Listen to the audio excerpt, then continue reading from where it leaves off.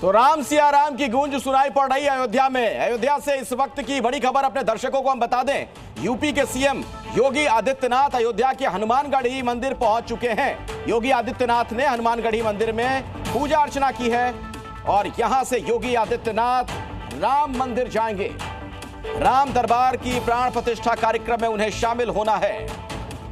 योगी यहां पर आज के कार्यक्रम में मुख्य यजमान की भूमिका में होंगे और खास बात तो यह भी कि आज उनका खुद जन्मदिन भी है।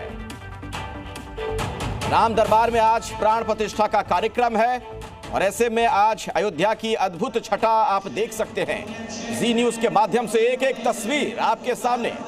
घर बैठे प्रभु श्री राम के दर्शन करिए।